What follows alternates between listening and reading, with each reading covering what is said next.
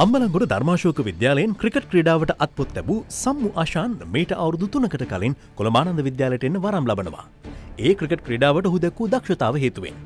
ආනන්ද විදුහලේ පුහුණුකරුවන් යටතේ තම සහජ හැකියාවන් තවදුරටත් වර්ධනය කරගත් ආශාන් මේ වසරේ මැලේසියාවේ පැවති 15 ක්‍රිකට් තරඟාවලියේදී ශ්‍රී ලංකාව නියෝජනය කරන්න සුදුසුකම් ලැබුවා. එහිදී තරඟ 5කදී ලකුණු 327ක් සහ කඩලු 14ක් සමගින් ශ්‍රී ලංකාවට තරඟාවලිය ජය ගන්න දායක වුණු ඔහු තරඟාවලියේ වීරයා ලෙසින් සම්මාන දිනා ගත්තා.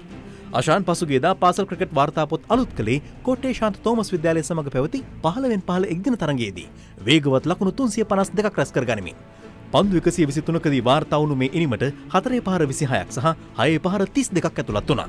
එමෙන්ම කොළඹ ඉසිපතන විද්‍යාලය සමග පැවති තරඟයකදී ඔහු ලකුණු 175ක් රැස් කළේ පන්දු 78ක් පමණක් වැය කරමින්. එයාට ඕනම බෝලයකට 6 එකක් වුණත් ගහන ෂොට් එකක් තියෙනවා සෙල්ලම් කරන්න. එයාගේ ප්‍රධානම දේ තමයි හරියටම බෝලේ සිලෙක්ට් කරලා තමයි ෂොට් එක සෙල්ලම් කරන්නේ. ආශාන් මේ දස්කම් දක්වන්නේ පුහුණුකරුගේ මැදිහත් වීම මත ආදිශිෂ්‍යයෙක් ලබා දුන් පිත්තක් භාවිත කරමින්.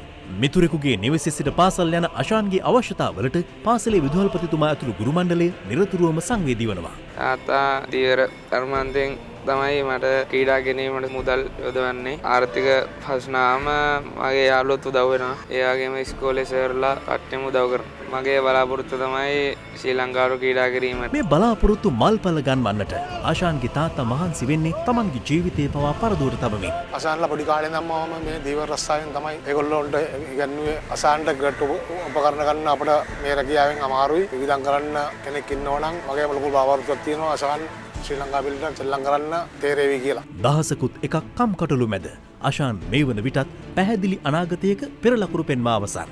ඔහුට අවශ්‍ය පහසුකම් සහ නිසි මඟ පෙන්වීම ලබා දුනහොත් නුදුරේදීම ශ්‍රී ලංකා ක්‍රිකට් අඹරට තවත් තරුවක් එක් කර ගැනීමට හැකිවනු ඇති.